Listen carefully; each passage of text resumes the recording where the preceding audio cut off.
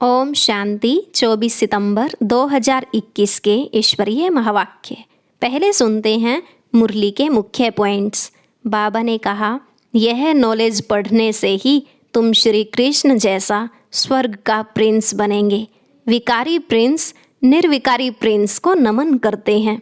अभी बाप तुमको ऐसा प्रिंस का भी प्रिंस बनाते हैं। तुम बेहद के बाप से वर्षा ले रहे हो भविष्य 21 जन्मों के लिए। अगर पवित्र नहीं रहेंगे तो शांतिधाम सुखधाम में कैसे जाएंगे। फिर बाबा ने कहा, बच्चे तुम काम चिता पर बैठ सांवरे बन गए थे, अब ज्ञान चिता पर बैठ गोरे बनो। यह तो कंसपुरी है, मैं तुमको कृष्णपुरी में ले जाने के लिए आया हूँ। तुम्हें कभी कोई को ऐसा नहीं कहना कि भक्ति न करो। अवस्था परिपक्व होने से भक्ति आप ही छूट जाएगी। सिर्फ उनको ज्ञान देना है। अपने मित्र संबंधियों को भी युक्ति से समझाना है कि वह है जिस्मानी यात्रा, यह है रूहानी यात्रा। रूहानी बाप कहते हैं, मामेकम याद करो तो पतित से पावन बन जाएंगे और सब दुख दूर हो जाएंगे।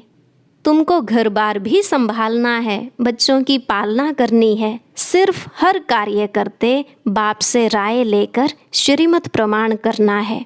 बाप की आज्ञा पर चलने में ही कल्याण है। लास्ट में बाबा ने कहा, दुनिया वाले तो कुंभकर्ण की नींद में सोए हुए हैं, पिछाड़ी में हाय हाय कर उठेंगे। फिर तुम कहेंगे टू लेट, क्योंकि लड़ाई शुरू हो जाएगी। इसलिए बाप तुमको भी कहते हैं, बच्चे अब जल्दी जल्दी पुरुषार्थ करो। बाप का फरमान है, अब पतित नहीं बनना है। पवित्र बनने से ही तुम कृष्णपुरी के मालिक बनेंगे। अब सुनते हैं महावाक्यों को विस्तार से। मुरली का सार। मीठे बच्चे, तुम यहाँ श्री कृष्ण जैसा प्रिंस बनने की पढ़ाई पढ़ते हो। तुम्हें पढ़ाने वाला स्वयं भगवान है। प्रश्न, बाबा जब भगवानुवाच शब्द बोलते हैं तो कई बच्चे भी मूंझ जाते हैं, क्यों?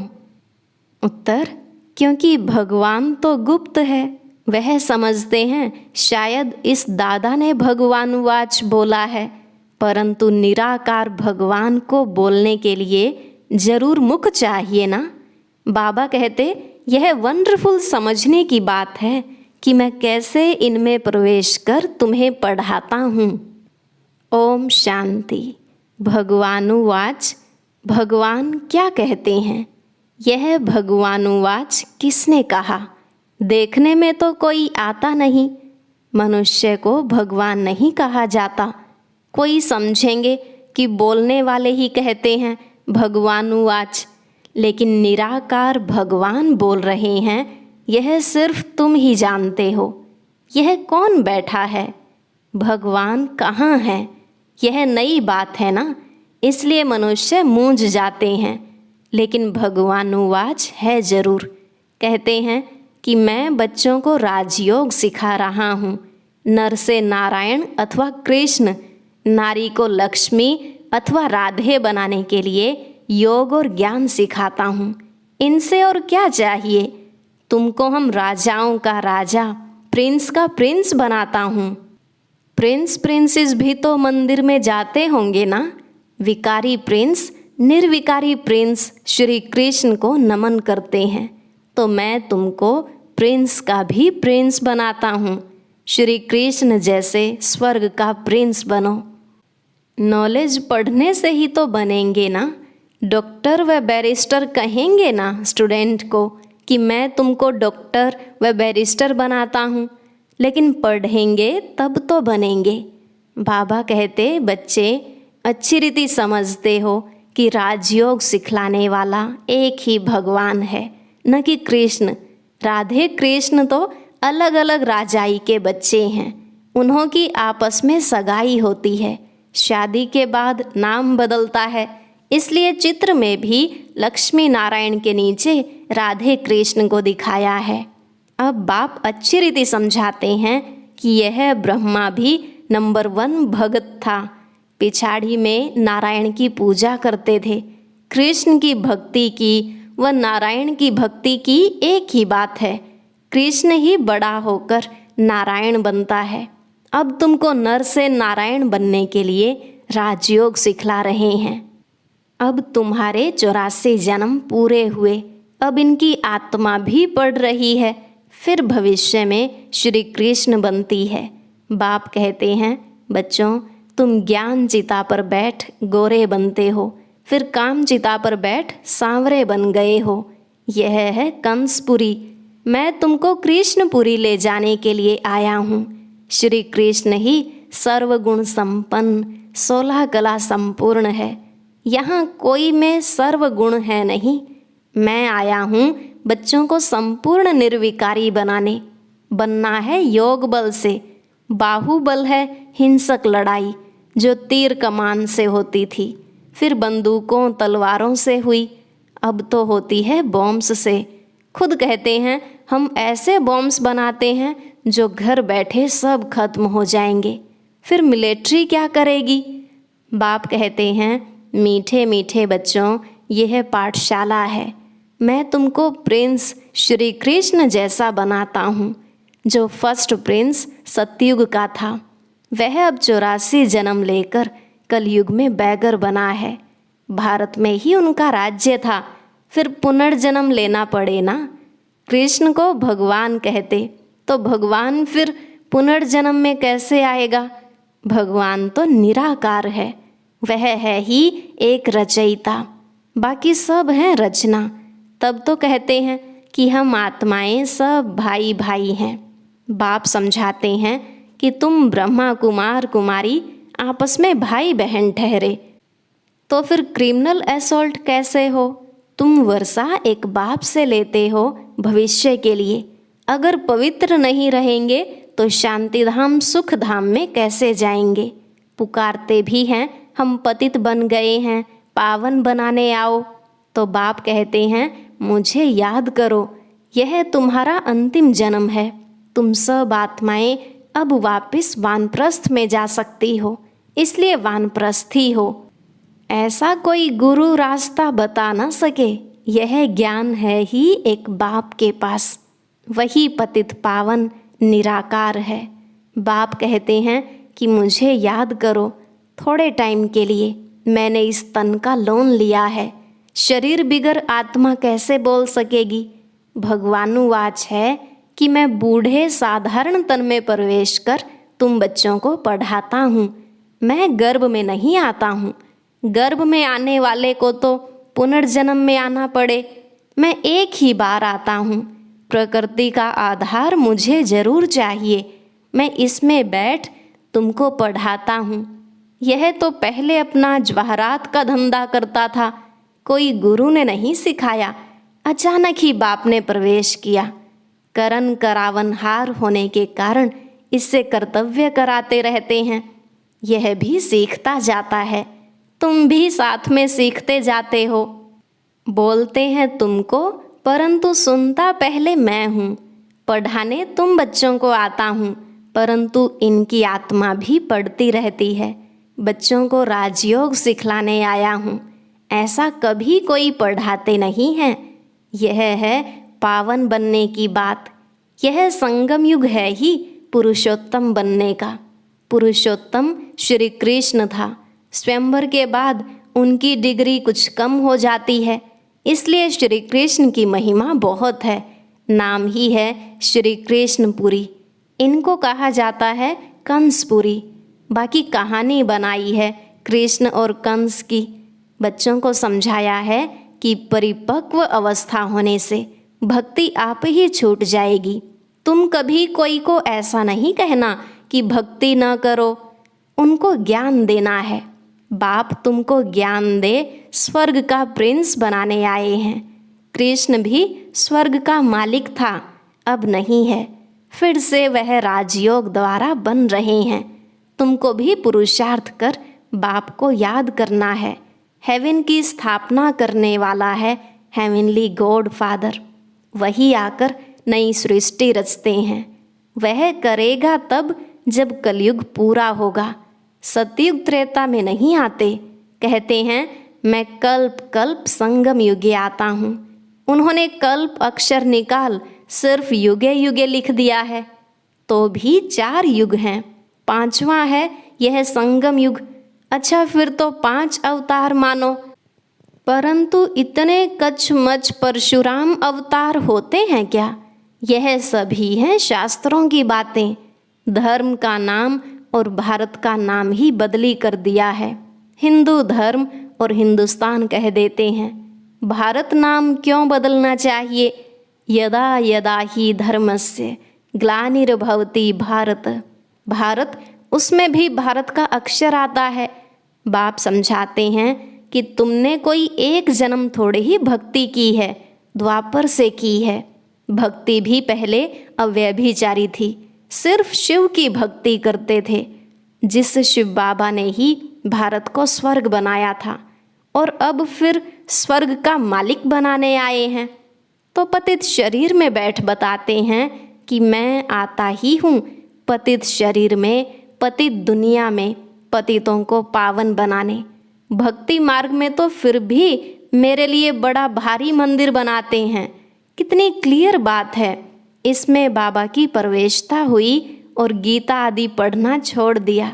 भक्ति छूट गई, अनायास ही तो छोड़ा। तुमको कोई ने कहा नहीं कि भक्ति नहीं करो। अब तुम बच्चों को बाबा समझाते हैं कि फिर से मैं तुमको कृष्णपुरी का मालिक बनाता हूँ। कृष्ण की फिर 8 डायनेस्टी चलती हैं। पहले कहेंगे प्रिंस ऑफ सतयुग, फिर बनता है किंग ऑफ सतयुग। 8 पीढ़ी उनकी चलती हैं। उस समय तो दूसरी राजाई होती नहीं। अब बाबा कहते हैं तुम बच्चे भी सतयुग के प्रिंस बनो। भक्ति में कोई सुख नहीं है, ज्ञान से तुम स्वर्ग के मालिक बनते हो। कोई का बाप मर जाता है तो उनसे पूछा जाए तुम्हारा बाप कहाँ गया? कहेंगे स्वर्गवासी हुआ। समझते हैं आत्मा और शरीर दोनों गए, लेकिन शरीर तो यहाँ ही छोड़ गए, बाकी गई आत्मा। इसका मतलब पहले नर्क में था, आत्मा शरीर छोड़ स्वर्ग में गई। फिर इसमें रोने की क्या दरकार है? स्वर्ग अब यहाँ है क्या? परंतु समझते नहीं हैं। कह देते सब ईश्वर का हुक्म है, सुख दुख सब ईश्वर देता है, सब ईश्वर के रूप हैं। परंतु बाप कहते हैं कि मैं बच्चों को दुख कैसे दे सकता हूँ? बाप से बच्चे कब दुख मांगते हैं क्या?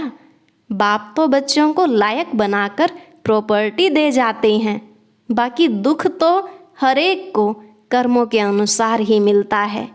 बाप कहते हैं कि अभी बच्चे आदि कुछ नहीं मांगो, अभी यह प्रॉपर्टी आदि सब खत्म होने वाली है। फिर तुम्हारे बच्चों को क्या मिलेगा? इतना समय ही नहीं है जो तुम्हारी प्रॉपर्टी का बच्चा मालिक बन सके। बच्चा बड़ा हो तब तो मालिक बने, परंतु इतना टाइम ही नहीं है। विनाश सामने खड़ा है। मनुष्य तो कहते हैं कि कलयुग में अजुन 40,000 वर्ष पड़े हैं। यह ब्रह्मा कुमार कुमारियाँ तो विनाश विनाश करते रहते हैं। कहानी है ना, शेर आया शेर आया, आखिर तो आया और खा गया। सब समझते हैं कि थोड़ा थोड़ा काल आएगा, यह तो होता ही रहता है, लेकिन तुम कहते हो कि महाकाल आया हुआ है। शिव बाबा कालों का काल आया हुआ है जो सभी आत्माओं को वापस ले जाएगा। तो शरीर तो जरूर छोड़ना पड़े, इसलिए बाबा कहते हैं योग से पवित्र बनो। आत्माओं को पवित्र बनाए फिर वापस ले जाएंगे। अगर पवित्र नहीं बनेंगे तो बहुत सजाएं अंत में खानी पड़ेंगी और उच्च पद भी पा नहीं सकेंगे। Shri Krishna number 1 pass with honour है, उनको स्कॉलरशिप मिलती है, 21 जन्म राज्य पाते हैं। कितना सहज समझाते हैं। बुद्धि में बैठता भी है फिर गुम हो जाता है। किसको भी भक्ति छुड़ानी नहीं है। बाप आए हैं भक्तों को भक्ति का फल देने। कहते हैं मैं कल्प पहले मिसल फिर उसी साधारण तन में आया हूँ। कल्प कल्प आकर तुमको पढ़ाता हूँ। यह है ऊंचते ऊंच पढ़ाई। तुम जानते हो हम सतो प्रधान थे, अब तमो प्रधान हैं। फिर भारत ही सतो प्रधान बनता है और धर्मों वालों ने इतना सुख नहीं देखा है। तो दुख भी नहीं देखा है। बाहर वालों के पास पैसा तो बहुत है, तो गरीब देश को कर्ज देते हैं। उन बेचारों को पता नहीं है यह तो रिटर्न हो रहा है। बिल्कुल घोर अंधियारे में कुंभकर्ण की नींद में सोए हुए हैं। पिछाड़ी में हाय हाय कर उठेंगे। फिर तुम कहेंगे टू लेट, क्योंकि लड़ाई शुरू हो जाएगी। फिर क्या करेंगे? भंभोर को आग लग जाती, फिर तो टू लेट हो जाता है। इसलिए बाप कहते हैं, बच्चे अब जल्दी जल्दी पुरुषार्थ करते जाओ। बाबा कोई जास्ती तकलीफ नहीं देते हैं। बाबा को आकर कहते हैं कि बाबा अगर हम पूजा नहीं करते तो वह कहते हैं कि यह तो नास्तिक बन गया है। बाबा राय देते हैं कि साक्षी होकर बाबा की याद में रहो। थोड़ी थोड़ी पूजा बाहर से कर दो। एक होता है दिल से करना, दूसरा होता है राजी करने के लिए करना। अंदर में तुमको शिव बाबा को याद करना है। अगर कोई तंग करते हैं तो पूजा कर दिखाओ, तो वह खुश हो जाएंगे। यह कोई पाप का काम नहीं है। बाबा तो बहुतों को कहते हैं, शादी आदि पर भले जाओ, दोनों तरफ तोड़ निभाना है। वहाँ भी सुनाते सुनाते कोई न कोई को तीर लग जाएगा। युक्ति से चलना है। बाप का फरमान है कि अब पतित नहीं बनना है। पवित्र बनने से ही तुम कृष्णपुरी के मालिक बनेंगे। शिव बाबा को याद करो तो विकर्म विनाश होंगे और विश्व के मालिक बन जाएंगे। बच्चों, ऐसी ऐसी युक्ति से अपने मित्र संबंधियों को समझाना है। वह है जिस्मानी यात्रा, यह है रूहानी यात्रा। यह रूहानी यात्रा बाप सिखलाते हैं। कहते हैं कि मामेकम याद करो तो पतित से पावन बन जाएंगे और सब दुख दूर हो जाएंगे। कोई विरला व्यापारी व्यापार करे, अर्थात बैकुंठ की बादशाही लेवे। श्रीमत पर चलते रहो। ऐसे भी ना हो पैसे आदि कहाँ मुफ्त में जाएं, कुछ फल नहीं निकले। घर बार भी संभालना है, बच्चों की पालना भी करनी है। सिर्फ श्रीमत पर चलना है। राय लेनी है कि बाबा इस हालत में हम क्या करें। बाबा बच्ची कहती हैं कि हम शादी करें, तो बाबा कहते हैं कि शादी करानी ही पड़ेगी, क्योंकि उनका हिस्सा है, उनको दे दो। बाप सिर्फ समझाते हैं। फिर भी कुछ पूछना हो तो पूछकर श्रीमत पर चलो। बच्चों को बाप की आज्ञा पर चलना है, इसमें ही कल्याण है। अच्छा, मीठे मीठे सिकिलधे बच्चों प्रति माता पिता बाप दादा का याद प्यार और गुड मॉर्निंग। रूहानी बाप की रूहानी बच्चों को नमस्ते। रूहानी बच्चों की रूहानी बाप दादा को नमस्ते नमस्ते, गुड मॉर्निंग। शुक्रिया बाबा, शुक्रिया। धारणा के लिए मुख्य सार। पहला पॉइंट, हर कर्म साक्षी होकर शिव बाबा की याद में करना है। लौकिक अलौकिक दोनों तरफ तोड़ निभाना है। लौकिक से युक्ति युक्त चलना है। दूसरा, इस समय अंतिम जन्म में भी यह वानप्रस्थ अवस्था है, वापिस घर जाना है, इसलिए पावन जरूर बनना है। कोई भी बंधन नहीं बनाने हैं। आज का वरदान पुराने संस्कारों व विघ्नों से मुक्ति प्राप्त करने वाले सदा शक्ति संपन्न भव। पुराने संस्कारों व विघ्नों से मुक्ति प्राप्त करने वाले सदा शक्ति संपन्न भव। बाबा ने कहा, किसी भी प्रकार के विघ्नों से, कमजोरियों से या पुराने संस्कारों से मुक्ति चाहते हो तो शक्ति धारण करो, अर्थात अलंकारी रूप होकर रहो। जो अलंकारों से सदा सजे सजाए रहते हैं वह भविष्य में विष्णुवंशी बनते हैं, लेकिन अभी वैष्णव बन जाते हैं। उन्हें कोई भी तमोगुणी संकल्प व संस्कार टच नहीं कर सकता।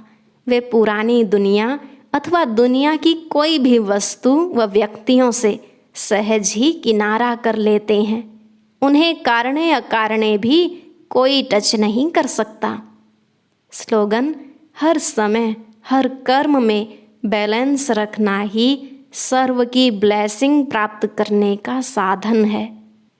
हर समय हर कर्म में बैलेंस रखना ही सर्व की ब्लेसिंग प्राप्त करने का साधन है। ओम शांति। आज की अव्यक्त मुरली जरूर सुने। उसके लिए ऊपर दिए गए बॉक्स को टच करें।